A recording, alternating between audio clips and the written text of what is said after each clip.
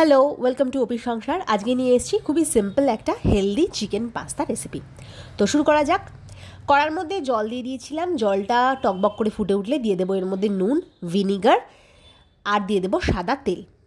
এবার এর মধ্যে দিয়ে দেবো পাস্তা। আমি যে পাস্তাটা ইউজ করেছি সেটা হচ্ছে স্পেন্সার্সের আটা পেনে পাস্তা। তো একটা সুবিধা এখানে যে ময়দা দিয়ে তৈরি না, আটা দিয়ে তৈরি। এখানে একটা হেলথের ইস্যু কাজ করে, যেহেতু বাচ্চা সেহেতু সবসময় পাস্তার একটা বায়না থাকেই বাড়িতে, পাস্তা চাউমিন। তো চেষ্টা করি একটু হেলথের দিকে নজরটা রাখার। তো কড়াটা ভালো মতো গরম করে তেল দিয়ে তার মধ্যে দিয়ে দিলাম 3টে ডিম। ডিমটাকে গোলমরিচ দিয়ে নুন দিয়ে ভেজে নিতে হবে। ভাজা হয়ে গেলে ডিমটা তুলে নেব। তারপরে কড়াটা পরিষ্কার করে তার মধ্যে আবার খানিকটা তেল দিয়ে তার মধ্যে দিয়ে দিতে হবে চিকেনটাকে পাতলা পাতলা করে কেটে নুন আর গোলমরিচ দিয়ে আমি মাখিয়ে রেখেছিলাম। আর অল্প একটু সাদা তেল দিয়েছিলাম চিকেনটা যখন মাখিয়ে রেখেছিলাম তখন। এবার চিকেনটাকে ভেজে নেব আর ঢাকা দিয়ে ভাজবো। ঢাকা দিয়ে ভাজলে তাড়াতাড়ি হয়ে যাবে আর জিনিসটা হতে একদমই সময় লাগে না আর ভালো মতন কুকও হবে।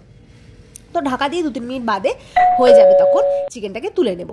তুলে নেওয়ার পর কড়াটাকে কিন্তু আবার পরিষ্কার করে নেবো, কেননা চিকেনটা একটু লেগে লেগে থাকবে। তারপর তেল দিয়ে যখন গরম হয়ে যাবে, আজকের পাস্তাটাতে আমি কিন্তু বাটার ইউজ করিনি, আপনি চাইলে অবশ্যই বাটার দিতে পারেন।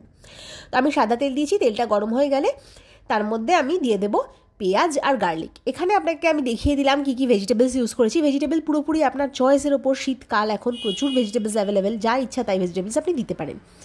তো এর মধ্যে পেঁয়াজ আর রসুন দিয়ে ভালো মতন সতে করে নেব। 3-4 মিনিট বাদে এর মধ্যে দিয়ে দেবো বাকি ভেজিটেবলসগুলো। শুধু টমেটোটা এখন দেবো না। ভেজিটেবলসের মধ্যে আমি ইউজ করেছি গাজর, বিনস একদম ছোটো ছোটো করে কেটেছি। দিয়ে দিলাম হলুদ আর লাল বেল পেপার আর ক্যাপসিকাম। এবার এর মধ্যে একটু নুন দিয়ে দেবো। তারপরে আবার কিছুক্ষণ সতে করব। একটু ঢাকা দিয়ে নেব যাতে সবজিগুলো সেদ্ধ হয়ে যায়। তো ঢাকা দিয়ে 5-7 মিনিট পরে ফিরে এসে আবার খানিকক্ষণ নেড়ে চেড়ে এটাকে আবার কিছুক্ষণের জন্য আমি ঢাকা দেবো। তো ব্যাস, আর ঢাকা দেওয়ার দরকার পড়বে না। 2-3 মিনিট বাদে যেরকম আমি চাইছিলাম সবজিটা ঠিক সেরকমই হয়েছে।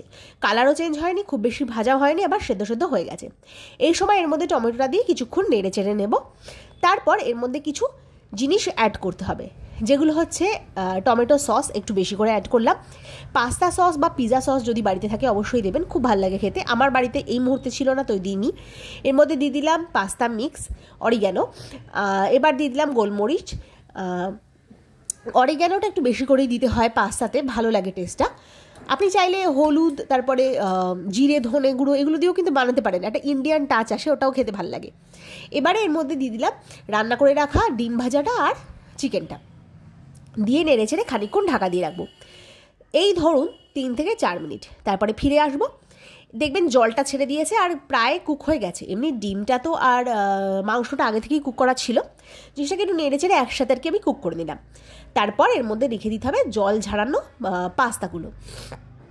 পাস্তাটা একটা কথা বলছি, যখন জল ছাড়াবেন তখন একটু খাবার জল দিয়ে ভালো মতন ধুয়ে নেবেন, তাহলে পাস্তাটা আর ওভার কুক হবে না। এবার আর কিছুই না, নেড়ে চেড়ে নিতে হবে। এই সময় আমার আপনার কাছে একটা আবদার আছে, আপনি যদি নতুন ভিউয়ার হয়ে থাকেন প্লিজ সাবস্ক্রাইব মাই চ্যানেল। আর আমার ভিডিওটা যদি ভালো লাগে অবশ্যই লাইক শেয়ার করবেন। এবার এর মধ্যে দিয়ে দিলাম আরেকটুখানি অরিগ্যানো আর আরেকটুখানি গোলমরিচ। ব্যাস, এবার কিন্তু আর কিচ্ছু করার নেই। যদি আপনি চান তো এর মধ্যে চিজ অ্যাড করতে পারেন, তো আমি চিজটাকে একটু অ্যাভয়েড করি, বাট পাস্তাতে চিজ খুবই ভালো লাগে। এরপরে আর একটা রেসিপি নিয়ে আসবো যেটা একদম প্রপার বেশ ভালো মতন চিজ দিয়ে বানাবো। অবশ্যই সেরকম একটা রেসিপি আমি শেয়ার করব। কিন্তু এটাও খেতে খুব টেস্টি হয়েছিল, আমার বাচ্চার তো ভীষণ ফেভারিট আর আমাদেরও খুব ভালো লাগে খেতে। Thank you for watching, have a nice day. Please like, share and subscribe.